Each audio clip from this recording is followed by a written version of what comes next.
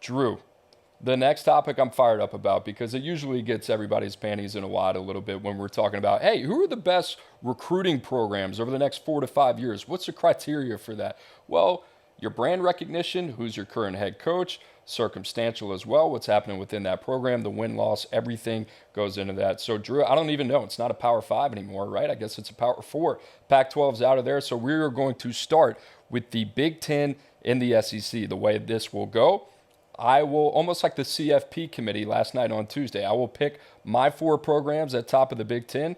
Drew will have his, and then we'll kind of talk about the first team that we had out. And Drew, for me, there it is. Ohio State at the top of the future Big Ten recruiting power rankings, whatever you want to call them. Oregon at number 2. That might be a shock to some. USC at number 3, and Penn State at number 4. Drew, the first one out for me was Michigan. I think 4 right there between Penn State and Michigan. I think you could go either way.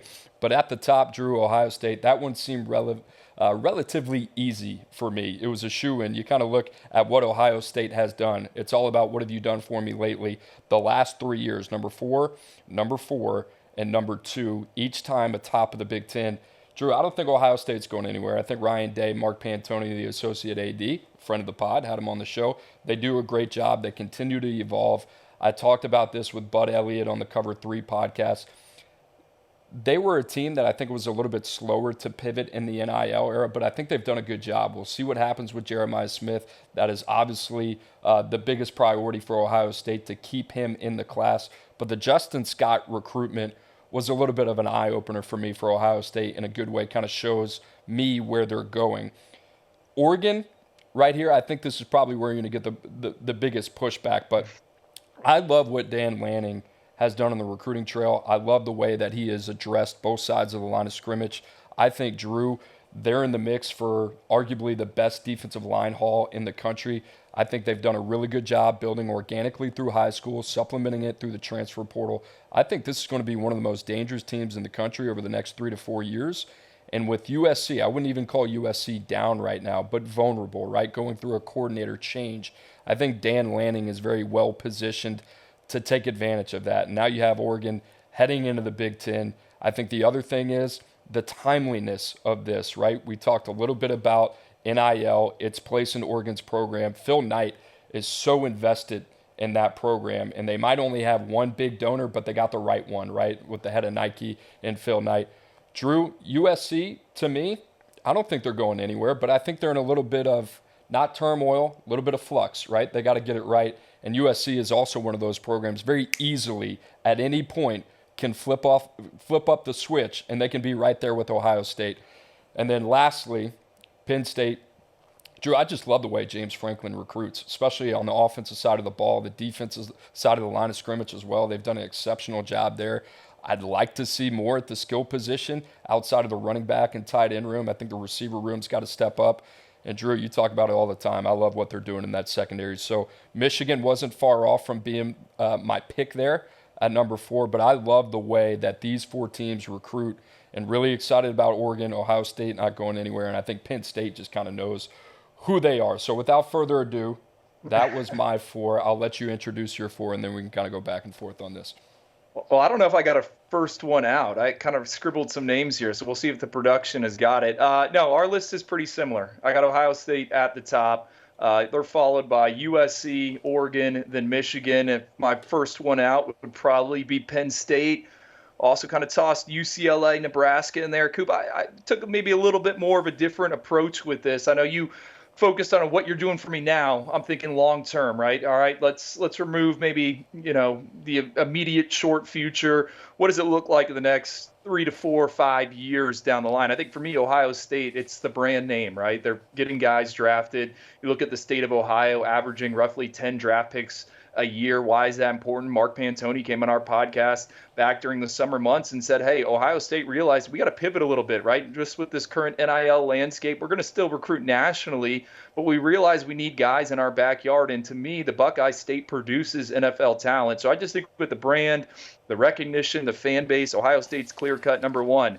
Now, where we defer here, I got USC ahead of Oregon, and this kind of goes back to the home base. And I think Oregon, I love it. You mentioned Nike. They are aligned from an NIL standpoint. They got one of the top collectives in the country. But at the end of the day, Oregon, that state produces just 3 NFL draft picks a year, according to draft data from the past 5 NFL drafts. It's just not a region where a ton of players come out of.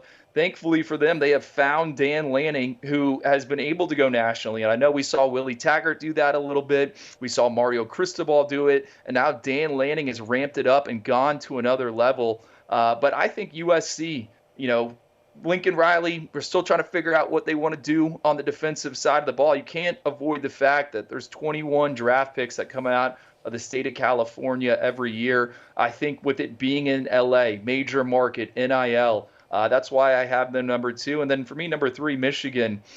Coop, they don't seem to always be in the conversation with the 5 stars, but they're the most dangerous with the guys at the back end of the top 2, 4, 7. I mean, how many guys does Michigan have selected in April in that NFL draft where you're like, wow, look at this guy who they developed. He was in the program 4 to 5 years, went through that strength. To me, we're seeing it this season. They're one of the top teams out there. I just love how they construct the roster. I think even if Jim Harbaugh were to leave and go off to the NFL, whoever steps in is going to have a similar vision. They're willing to get it done from all different angles, pun intended maybe a little bit, but there's a ton of support there for Michigan. So those are my 4. I said Penn State right on the outside. I kind of agree with you there. And then UCLA to me stands out, kind of the same thing as USC, just with the location. I think what makes those programs attractive, we talk about transfers, right? It's a warm weather. It's like a pro city. When you're recruiting these veterans, you can tell them, hey, spend 6 months here, right? You don't have to go to classes after that, and you can go right into your draft prep down the road. So, and then the last one I kind of wrote down, Nebraska. We'll see what Matt Rule's able to do. I don't know if they're going to break into that top 4, but I do think, with the dated brand a little bit, they deserve a shout out. I've always compared the college football transfer portal almost to like NBA free agency, right? Where do these guys flock to? LA, Miami. I think if you're in one of those states, California, Florida, it kind of makes sense a little bit, Drew. Not a lot of, I would say, variance in terms of our picks. I do agree. I think USC, what's funny about USC is if you're going just based off of brand recognition, I wouldn't argue with you at all. I think you could actually make a pretty solid argument for them to be number 1. I think it would be hard to overcome Ohio State, but they should be number 2. That's kind of my point. USC should be number 2. I think Oregon has really just kind of out-executed them at this point. At any point, I think Lincoln Riley can get USC going. We'll see. Maybe it's a matter of time, but as of right now, that's where it stands. Andrew and I's picks on the Big Ten. Now the SEC we go. Drew, and you want to talk about variance? Absolutely none here from the Oyster Boys. Drew, at the top for both of us, I'll just say it because we have the same 4. Georgia, number 1. Alabama, number 2. Florida, number 3. Texas, number 4. I was surprised here, brother. I know we think alike, but I was surprised to think and then see that we had the top 4. Drew, what was your reasoning, even though it sounds crazy, you might have to explain this, but what was your reasoning for Georgia at number 1? State of Georgia, 21.6 draft picks a year over the past 5 years. They seem to have it figured out, right? Kirby, I'm saying he's overtaken Saban, but he's leveled it up, right? And if you look at the recruiting class rankings over the past few years, who's the one signing the top class, right? It's Georgia. And then take a glance at this 2024 cycle. They're essentially drafting whoever they want. And that felt like that in the 2023 cycle as well. I think the facilities there in Athens are excellent. I think the coaching staff doesn't get talked about enough. The continuity with that group and the player development inside that group. I mean, Kirby Smart doesn't want developmental guys because at Georgia, they're going to over-recruit developmental guys. So you're going to come in and you're going to play. And if you don't play, you're going to exit and you're going to go be a treasure for another program. We've seen that every single year. A guy leave Georgia and go somewhere else and make an impact. So to me, Georgia, easy number 1. What about you, Coop? Yeah, I woke up thinking the same thing that you just said. I said, okay, easy number 1. Georgia right now, they have their number 1 ranked recruiting class in 2024. And then I looked at Alabama, right? And this is where you and I might differ a little bit. But what have you done for me lately? Really, what have you done for me the last 17 years? Let's take a look at Nick Saban, the Dark Lord. Number 1, number 2, number one. I think you're splitting hairs. You look at Georgia, number 2, number 3, number 4. They're not far off, right? Once you get to the top there, you're talking about the top 3 teams in the country. That's where a lot of other programs say, you know what, I would do anything to have that class. And I think Georgia and Alabama, you can swap them out at times. To me, Andrew, I think this is about going forward. Kirby Smart, back-to-back consecutive national championships. I think what they're doing on the recruiting trail, that's starting to show up a little bit more. You might be thinking, how is that just starting to show up? It's not. But now you see Georgia number 1 right there. I don't know, Drew. I think it makes me think a little bit differently because of the conversation that we had yesterday about Nick Saban, right? Is he going anywhere? Right when I think he's losing a little bit of steam, he brings me back in, and I'm like, oh, I don't think this guy's really going anywhere. So to me, this was like a 51-49 split. I think these two teams are going 12 rounds. They're built the same way. Obviously, we all know the relationship between Nick Saban and Kirby Smart. They have the same tenacity, but I'm going to go with the younger version of Nick Saban that's got a lot of energy and a guy that looks like he's going to do this for a long time, and it doesn't look like he's slowing up anytime soon. I'm going to go with Kirby Smart there. Drew, we talked about Alabama. Yeah, go ahead. Can I add this on something I thought about, right? And I believe I tweeted it out, I don't know, a year ago, and I think Pate talked about on his show. Just being down here in South Florida, right? Dealing with the different high schoolers and the handlers and all that stuff. It still feels like, or it felt at the time, like the one offer, right? When a coach was like, no, my guy's a guy, because he got that Alabama offer. And I still kind of feel it's that way. So that had me thinking, is Alabama the answer? But I feel like recently there's been a little bit of a change. Now it's, well, my guy's got that Georgia offer. It seems like that's leveled up to Alabama. Alabama's the pinnacle offer to have, right? Your kid gets that offer. I'm a kid. I got that offer. I got it from Nick Saban in Alabama. But the back-to-back national titles, what Georgia has done in the NFL draft, it seems like it's almost pulled it right, right to the same. And I think there's an opportunity for Georgia to maybe move past Alabama at some point. So I think that's another interesting perspective when we talk about these two programs. I think when you bring in geography into it and you bring in NIL again, we talk about that. But you think about Florida, right? We're going to touch on them in a second. Right now, they're ranked number 3 in the composite team rankings. Florida State, right behind them at number 4, right? And then you got Miami at number 11. Things in the Sunshine State are a little bit tighter than what they've been in the past. I also think about that in the state of Georgia. You think about Alabama. We talk about Peter Woods. We talk about Tamarian Parker. Both those guys are from the state of Alabama. Recruiting's different than it used to be even 4 or 5 years ago when it comes to geography. I think that kind of plays into it a little bit more as well. All right, Drew, Florida at number 3. I found this both fascinating that each of us would have Florida here at number 3. I think Billy Napier and his staff are so committed to the talent ID and evaluation process right now because that's kind of the culprit of their program. They're sitting at 5-4. The results have yet to show up on the field. This is kind of their identity of who they are and who they're going to be. They got to get Florida back to a perennial top 5 recruiting program in the country. They're sitting there at number 3 right now. DJ Lagway, the crown jewel of that class. LJ McCray up there as well. Drew, they finished number 13 last year, but guess what? Looks can be deceiving. A lot of those young guys playing well. We talked a lot about Jordan Castell yesterday, freshman of the week. How about Eugene Wilson, Kelby Collins, right? A lot of young guys kind of in the hopper that we feel really good about. I love what Florida's got coming down the pipe here. And then you throw in this 2024 class, Drew, like top to bottom, you can see the vision. The biggest question is, can they figure it out on the field? But in terms of recruiting, I got a lot of confidence in what Billy Napier is doing. So if we're looking at this in terms of what it can be, right, I think Florida's got to be on the list. Go back to what Urban Meyer was able to do when he was there, right?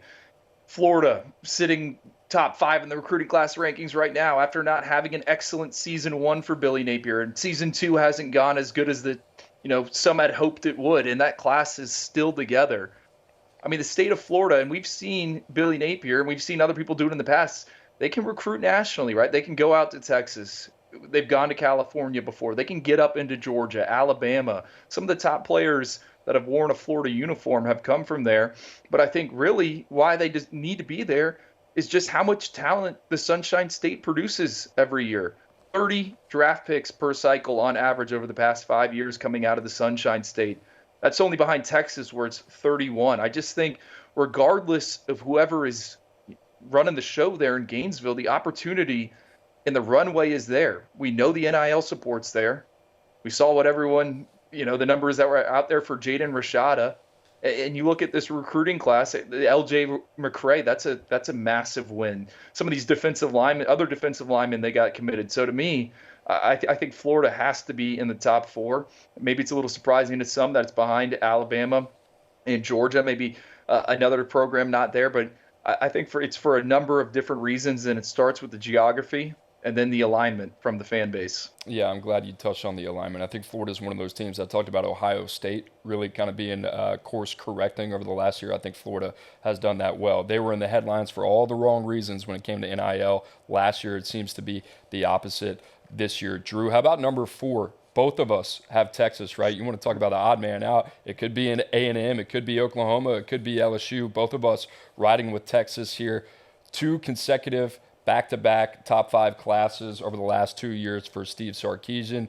Drew, I think that's been a huge, obviously it goes without saying, a huge part of kind of the resurgence here in year 3 for Steve Sarkisian in Texas, what they've been able to do in the recruiting trail. Think about guys like C.J. Baxter, bringing in guys like Xavier Worthy, Ryan Wingo, big win that they got over Missouri as well. I think the thing that they got to keep doing right now, because you think about Texas, number 13 currently as it stands, that top-end talent, you got to keep bringing it in. And I think about Texas and that defense, what they've done in the defensive line, but how about Anthony Hill? Been a complete game changer for them as well. Malik Muhammad, another guy. These freshmen are paying huge dividends for Texas early. I like Texas here. I was close with going with A&M. I thought Oklahoma was another team you could consider. They're recruiting really well under Brent Venables. But Texas, at the end of the day, we talk about alignment. We talk about being all in. I think the investment in this program starting next year, I think everybody already knows what they got coming ahead of them joining the SEC, but I think they just got a little bit of a taste of it now. Wait till they get there next year. And I think this is going to be a team that is going to be heavily involved for the discussion for top 5 recruiting classes year in and year out. I think for me, why I put them there is the Arch Manning recruitment. I think that says a lot when you take a step back and you think about it. I mean, Arch Manning didn't have ties to UT. They just did an excellent job of recruiting him, right?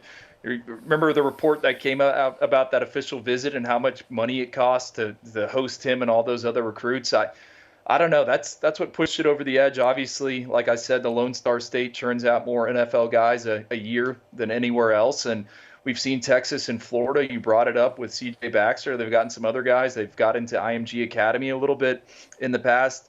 Coop, who are the other teams that you had here? Because you have not mentioned one, and I'm interested why you haven't. LSU. They were considered for me for that 4th spot. I also had Tennessee, and I think to your point, back 2 years ago, they signed the highest ranked recruiting class ever under Jimbo Fisher in that 2022 cycle. So who else were you considering for 4? The SEC is just absolutely brutal. And listen, we talk about like circumstantial. The only reason I took Texas A&M out of this is because of what we've seen on the field. It just seems like there has been a little bit of a cloud over the program for the last 2 years, and you wonder, okay, when is it time? When is it time for A&M and Jimbo Fisher to go their own direction? I think that time is soon. It might not be this year, but I think it could be over the next calendar year or so.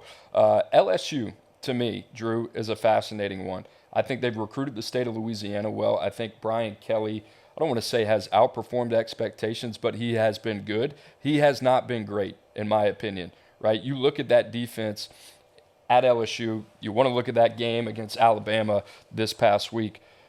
They're coming up short defensive line recruiting. This is going to be their 3rd defensive line coach in 3 years. I understand that they can't control the situation with Jimmy Lindsey. I think linebacker recruiting leaves a lot to be desired, and they're not who they used to be. That's a place they call DBU. They're not even close, right? And I know we like some of the DBs they got coming. I like some of the young guys that they have. But I think they're going to have to really kind of restructure their whole entire defensive side of the football when it comes to coaching staff. Even if you keep Matt House there, you need a new defensive line coach, and I think they got to clean out the secondary there as well. So I think LSU leaves a little bit to be desired. I think they're doing well, but I also think LSU can be a perennial program. All these teams have top 5 potential. That's what makes this conference just crazy. And then you add Texas and Oklahoma to it as well. Brent Venables has done a tremendous job. So my first one out was actually OU. It wasn't Texas A&M. But if A&M, if they got the right guy in there, that's no disrespect to Jimbo Fisher, if they got the right guy in there, I think A&M can be an absolute problem because we've seen what they're capable of. So it just depends whether or not that's going to happen. And then Tennessee, they are very aligned from an off-the-field standpoint. I love Tennessee, but how crazy is it that Tennessee might be the sixth program that you talk about, right? And I still think that Tennessee is one of those teams that the more they play better on the field, the recruiting results match it. Like, I think Tennessee is a big up arrow of a program in terms of what we're talking about recruiting. I still think their best football is out ahead of them as well.